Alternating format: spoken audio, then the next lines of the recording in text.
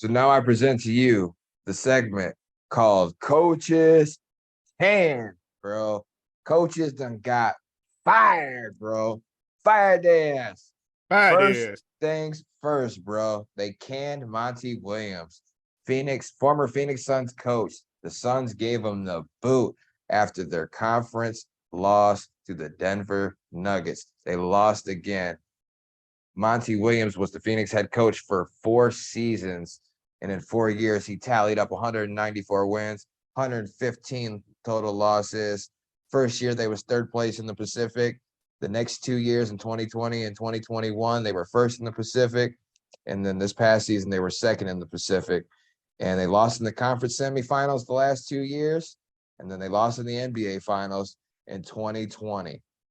So 2020, 2021, I'm sorry. Because Giannis went ham on them. Giannis went ham on them. And it was up 2-0. They was up 2-0 and they lost that, bro. So they're looking at Monty Williams like, yo, we need answers, bro. You got this, and then you got Kevin Durant. And then you were supposed to win immediately. You didn't win immediately. So now you're fired. I know you had one of the best records, a year or two ago, and went to the finals, but you just lost the last 2 conference semifinals. You think this firing was justified, man? Did he need to be fired? I don't think so, because Chris Paul, man, messed all that stuff up, getting hurt again for the 15th consecutive year in the playoffs. You know what you got with this, man, for real. Sprain ankle, man, sprain knee, sprain everything, for real. You sprung like T-Pain, man, around this bitch, cuz you got to stop. You got to stop that stuff. But even though, like I said, at first I thought they looked really good.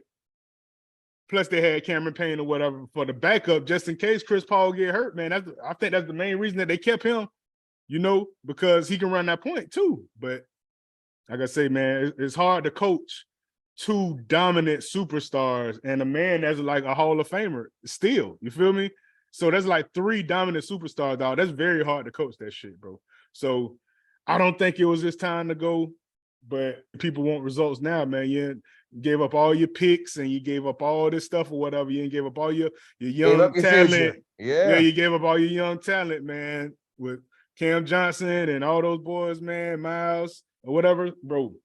Like, you had to win now, bro. You were supposed to win something, not just get knocked out by the Nuggets, but the Nuggets was the best team anyway, though. So how can you be mad that they get knocked out from a higher seed than y'all, and y'all just been together and played maybe like 30 games together, So it takes a year to let that stuff gel and stuff too. But I don't feel like he should have been fired. I think we're somewhat on the same path with this, because the thing is, okay, he's been the coach for 4 years. First year, like I said, missed the playoffs. Second year as the head coach, you lost in the NBA finals. The NBA finals. Last 2 years, you lost in the conference semifinals. This dude has a pretty good winning record as opposed to losing record. He single-handedly changed the culture and everything in Phoenix. He's largely a part of that. I have 2 problems with this firing. That's it. If you decide you're going to get rid of somebody because you want championship or bust at that point, because you've been finishing first, you're a pretty solid competitor in the West, you're making noise. That's fine. Okay, you want to do that. But look, and you kind of pointed to it just a minute ago. You just trade for Kevin Durant, bro. You just trade for him. Not even, what was he? He wasn't even there. What, a half a season? Was it even half a season? I don't even think it was quite a half a season. Like right after All-Star break, a little bit after that, I believe.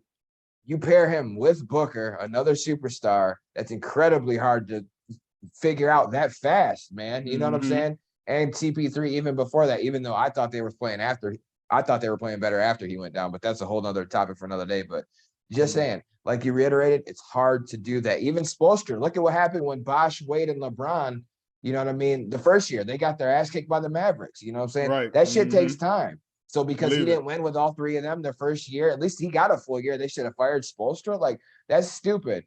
You bring Kevin Durant and you at least give him a full year. So I would have waited till the end of next year. You know what I'm saying? Right. Okay, you done had a full year. Not that you're going to get a full season playing from Kevin Durant, but because he was hurt coming in. He was already hurt coming in. Right, but regardless, you'll have a little bit more chemistry. He's been with the program a little bit longer. You know what I'm saying? Like, you got a better chance of seeing where you're going to go if you give him a year.